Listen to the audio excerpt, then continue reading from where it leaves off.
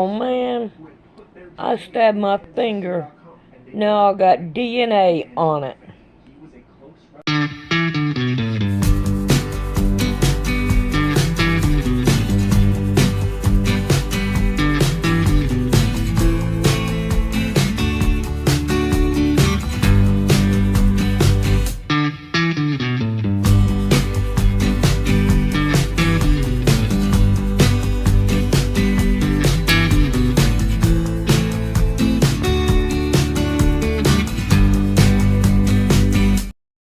Okay, I put up, listen to this, I think it was yesterday, and on Sandy Workman's channel. And believe it or not, today, I get it. I get my, oh, you can't even see it. I got my notification, but you can't see it, but you can tell by the picture. Where you at? Right here. And I'm just now getting my notification on July. You can't even see this. I don't understand how come you can't see it. On July the 21st, I should have gotten it the same day when I put it up. Alright, we have a place that's not even level. If you could tell, we got a yar. So we're going to try to fix it so we could go on ahead and and finish this right here. But of course, I'm not in no hurry. I can't be. Alright, let's see if I can't put you down here. So it would be a whole lot more easier to see it. Yeah, I think right there will work. I hope so. Alright, I got this one already, and I'm going to leave it alone. But I'm going to see if I can't get this one right here leveled out more. And what happened? Okay, right here it is. And pull it down, grab my clip, clip it down, and I might not be able to get straight, but I can get part of it done. Now, I don't know how, I'm taking my time. I am not rushing at all. I'm feeling a whole lot better than I did, but I'm still not 100%. Seems like with old age, you have a whole lot more healing time than when you were younger. And that's the truth. I tell you what, you know, you may think you're eating healthy, but you ain't. If it has anything to do with the government, it ain't. And I wish that you lived out in the country and could get do back in the old days. I really do. I wish that we could get back in the old days. We are just going to be red hot for Jesus. We're going to be red hot for Jesus, and we're going to lift him up and tell everyone just how much we love him. But Brian, thank you so much, not only for helping this YouTube channel to be here right now, but for your love for him and coming on here and getting this live broadcast out. Brian, any final thoughts here as we wrap up our first live broadcast? Well, just listening and doing this program with you, it gives me a lot to think about just on a personal walk. And as far as sometimes I take things for granted, you know, the many blessings. Let's just say, for example, the manna. Let's just use this as a figurative language here. But if literally those people back in the day, that manna that coming down, they was so starving, right? Could you imagine 5,000 people being completely, their bellies full abundantly, right, David? And we're so Yes. we take that for granted here, especially in America. Here we have literally places where you can grab food, just like convenience stores and conveniently at these gas stations, whatever, the big box stores, and it's literally laid out like a silver platter. And I think we take that for granted. And it's kind of humbling when you go back and just reread these scriptures. I know it's making that noise. You're okay, I know it. I was coming in through my step away in here. I figured I'd wait till I got done with this. Yeah, you're fine. I was going to go right here at the corner. Oh, I know what I was going to do. I was going to do it earlier. Oh, did you hear Mama Cat in here playing on this thing last night? Oh my God, she was playing with my stuff in that tray here. And the words of Jesus are they cut you, they make you humble real quick. So this has been a blessing to me. But I think about, like I said earlier, God's not done with us yet. Even though mainstream media and all the nonsense, they say that it's over. They say that it's all doom and gloom, but God has not completely removed his hand from our world as far as our America, because there's abundance of food. And I think about these people that are in other countries that are starving, and everybody's starving for Jesus. You know what I mean? Yeah. Like, you really think about it. The bread of life, if everybody could just nibble on it, as far as the scriptures we talked about tonight, just a little bit of crumbs. Yeah. It would, what a blessing, right? So it's just, it's heavy in my mind. This is heavy. I'm just off the cuff here, but genuinely, I mean that. It's just hard to, you kind of chew on this, literally chew on it. So it's, Yeah. Taste and see that the Lord is good, the psalmist says. Yes, indeed, he is good. And Monday night, and I'm so thankful, it's exciting here beginning this new work. As I said before, we will be uploading all 160 episodes in time of the old DLC series, because they're... Alrighty, on the video before this one, where you couldn't see me over here in this corner, I accidentally was going to go down this side. I no, that would be wrong. I need to go all the way down to here. And, so that it would be right. This and this is the same kind of material, and that's what really threw me off. So, but we're getting down to the nitty gritty, and then we can go on to putting it all together. This 1775 Bible shows that March is actually the first month of the year, and Sunday, yes, you heard right, is the first day of the week. Take a look. And so this right here is the Bible from 1775 telling us at the time that we used to have 13 months. The first month of the year is March! Look at all the way to the end, guys. There's 13 months.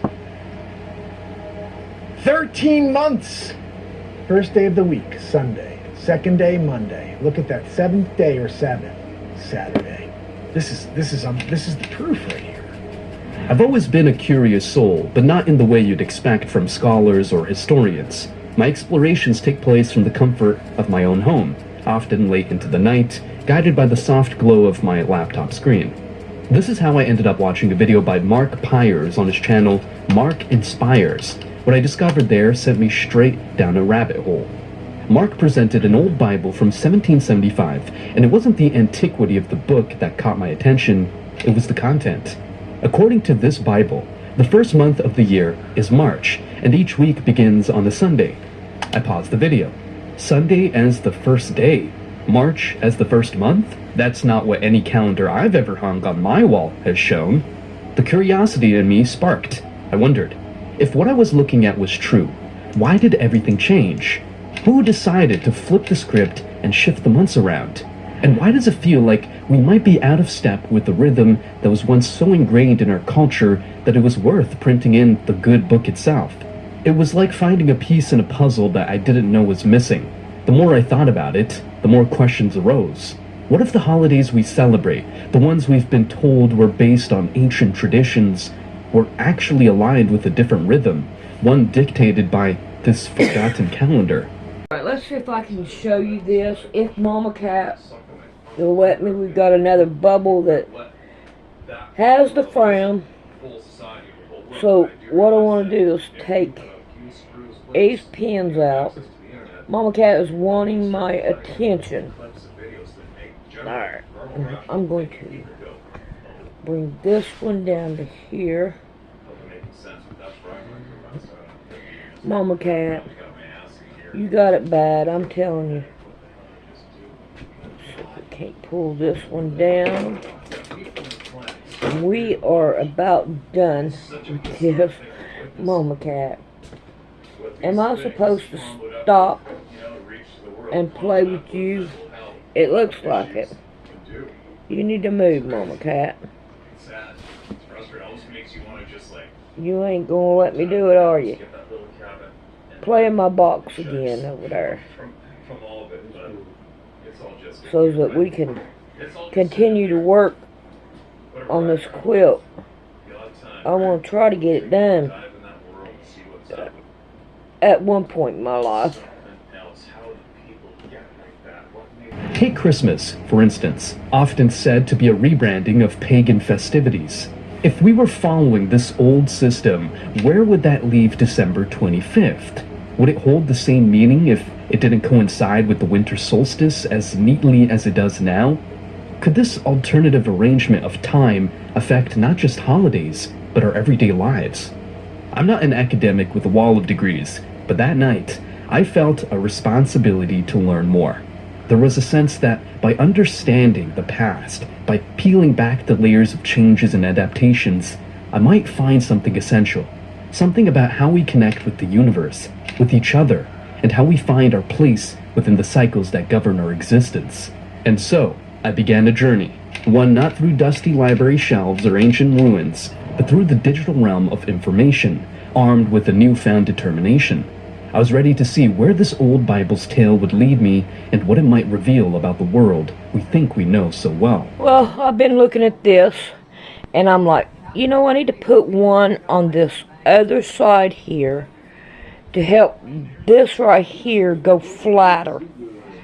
And I didn't the last time, but I did this time, leave me a little string so I could tie it like I've been doing. I don't know if I have one down there, yeah, right here, where I tied them together and all. And I just tied them together like I would right up here, and just tied them so that I could stretch it out there and make it work. So, yeah, I think it will help put all that side flat. Discovering that Sunday might actually be the starting point of the week necessitates a serious reconsideration of cultural and religious norms. It presents the startling idea that the day we traditionally dedicate to rest and religious observance could indeed be Saturday. Such a perspective carries weighty implications for contemporary religious customs, hinting that widespread practices might not align with this historical viewpoint. Astrologically, the impact of such a shift cannot be understated. Each day's energies are traditionally tied to a celestial body. Let's see, that's ready. What's ready? This. Oh, yeah. I forgot to tell you. No, that's all right, I see it. It ain't your fault. Oh, that's all good. I wouldn't worry about it, looks like. Well, apparently not, but we'll get her going anyhow. I've been trying to stay up on it. I know it, and I really do appreciate it. I couldn't have asked for a better husband. I wish I'd have known you whenever we were young. Well, things might have ended up different, never can tell. Yeah, But I don't know, I think we should stay together if we'd ever met. yeah. Because I didn't care, I don't care about, you know, what you do. I trust you. Right, I never did And run you, around on nobody because that's just not who I am, so yeah. I would have stayed home a lot more than you thought I would have. Well, Because I wouldn't have had to. If I wanted whatever I wanted to do, I could have done there. yeah, You see what I mean? yeah. I never was one like to go out to the bars and drink, because that's just a lot of money. All that was in trouble. Yeah. More than likely, he's going to end up in trouble. Somebody was. Yeah. Which, according to astrological systems, can influence human affairs. Misalignment between our constructed week and this celestial ordering might disrupt the intended flow of cosmic energies into daily life. For adherents of astrology, this calls into question the very foundation of their practice, suggesting a need for a thorough reassessment of how days and their corresponding planetary energies are observed and honored.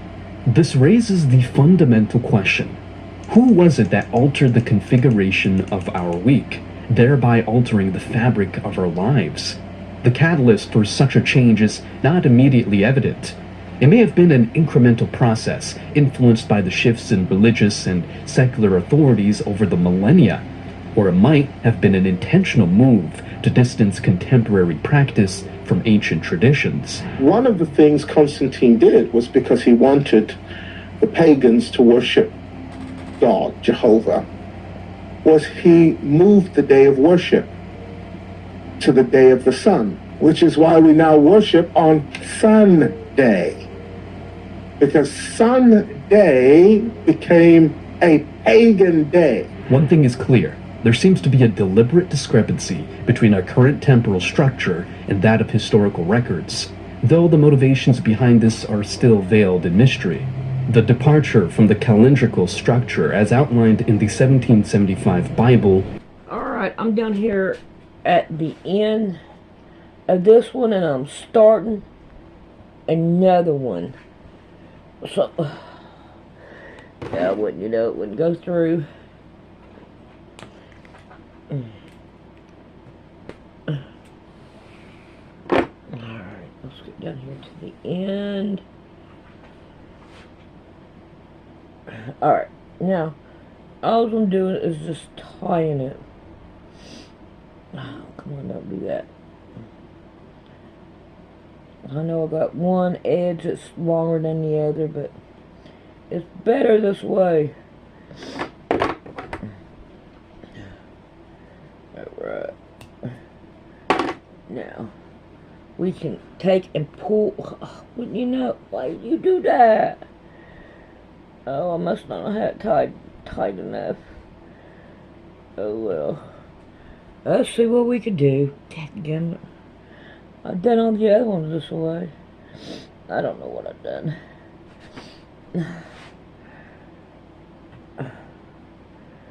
So now we're gonna do it. One more. Okay. Now, let's see what we can do.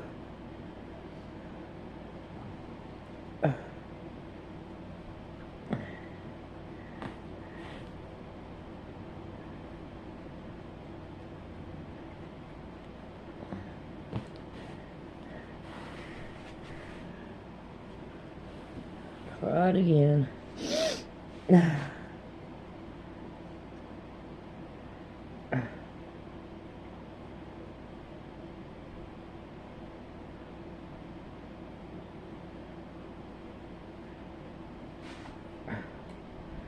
See, now it's holding.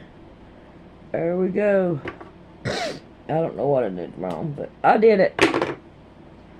I ain't gonna deny it. Alright, now let's see what we could do about going a little bit further. Now, we could go ahead and, as we are going, take our pins out, because we are done with them.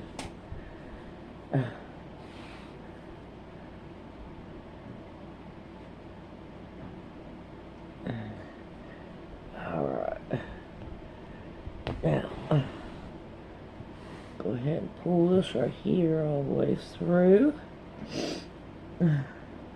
Alright, now, let's see if I can't set you up.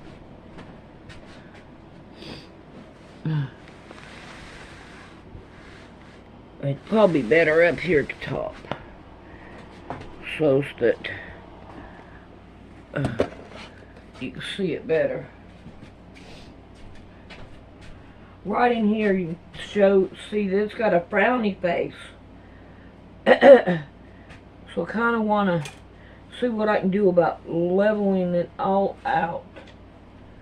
And see what I can do about making this right here work. I'm going to pull it that way. And I'm going to take this one, put it here, and continue on. Could imply that many facets of our daily existence are misaligned with both historical precedent and perhaps celestial design. This misalignment extends to significant dates of observance.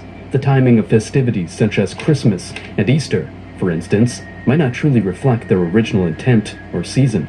Contemplating a realignment with this historic calendar suggests the possibility of returning to a way of life that is more authentic, perhaps closer to spiritual principles that have been overshadowed over time. It prompts us to consider whether a shift in observance to align with historical records could reconnect us to a spiritual authenticity that has been eroded. This discourse is not merely about adherence to religious rules or speculative astrological theories. It centers on our alignment with the natural and cosmic order that may predate contemporary calendars. Choosing to follow this route is about much more than date correction. It's a quest to uncover a harmony with the natural world that may have been lost. Looks like we are done with this. So now we need to start working on the other part of it. And finishing it up. Get all of this out of my way. Alright. Here we go. Bring that up. And find my daggers here. And we're going to cut down the side on all of it. As we delve further into the contents of this ancient text, we have to wonder what further insights they may offer, and in what ways these could revolutionize our current understanding of time, spirituality, and our place within the cosmos. This exploration is not only fascinating, but has the potential to be profoundly life-altering. The 1775 Bible, which intriguingly outlines a calendar year starting with March and comprising 13 months, hints at a bygone era's intimate dance with the cosmos. Alright. My eye is doing better, so I can see better. I can see better with my eye not being like it was. But we're going to try to work on this quilt. Now I traded my pens for my stick pens, and now I got Mama Cat. Alright, I'm just going to start like in the middle of it. Come on, Mama Cat. And I'm going to fold this one, the back down, and then I'm going to fold the top on top of it and make it just as level as I can. And put a pin. I know, Mama Cat, nobody loves you no more. And lay it down and pin it. I probably ought to put you closer so you can see what I'm doing, because Mama Cat. Let's see what we can do.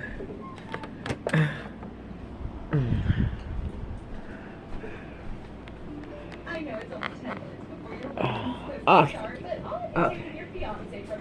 So I'm going to fold this one down, and I'm going to fold this one down right on top of it. Mama Cat, won't you go outside? Oh, it's raining? Well, I'm sorry about your luck. I hope this is right, because she's in the way. And I'm going to try to get all this one side done before I move on. I'm hoping it works out. I don't know if I can do it or not with Mama Cat. Okay.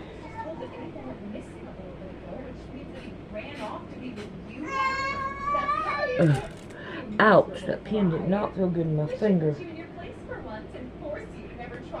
This historical artifact opens a window to explore how our ancestors perceived time and its connection to cosmic energy and planetary alignments. Historically, calendars were not just tools for marking days, they were intricately linked to the movements of celestial bodies. This relationship was seen in the meticulous attention early civilizations paid to the skies. The enigmatic Stonehenge is a prehistoric testament to this. What I'm going to do is let Mama Cat lay right there. I'm going to start right here, and I'm going to go from the top down. Are you seriously saying that you're going to leave me for my longtime friend Astrid now? And move a stick there. And I'm going to have to sew backwards. Aligned with the solstices, points in the year that mark the sun's most extreme positions in the sky.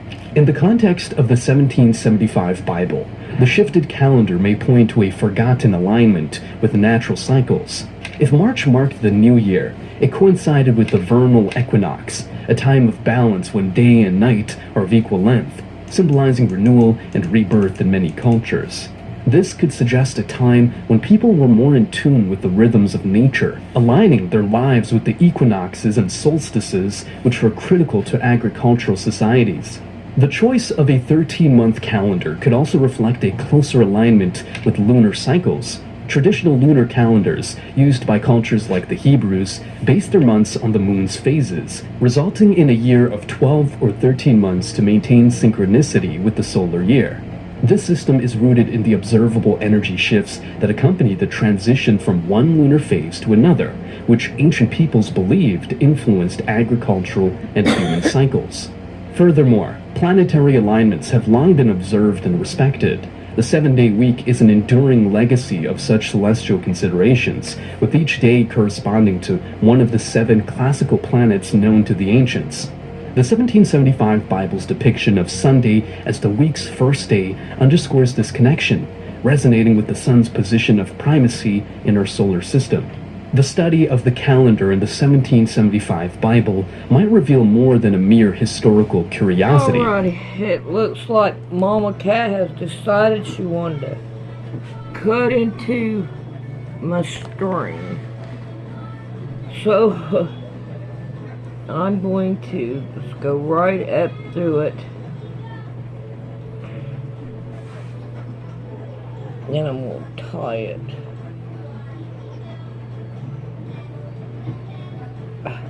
No, I don't need all that.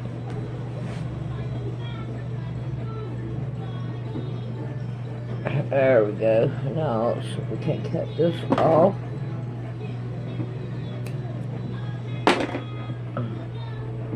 And now what I'm going to do is I'm going to go right underneath it. Make sure I got it.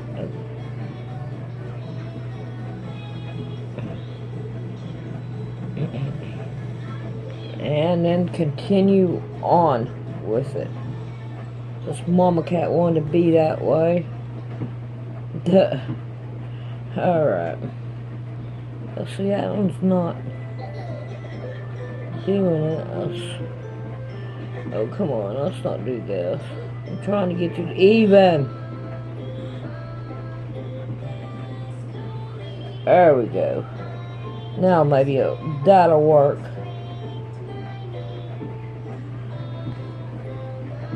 Alright, let's get busy and let's try to work on this. I'm taking new medicine and I'm dizzy. I'm not up to... Ow! God, that hurt. No, I ain't working on it. Ain't no need me getting hurt. I'm just gonna quit on this quilt until I can do better. But I think what I'm going to do is try to cut up some scraps. And then that way I have some scraps done. Alrighty.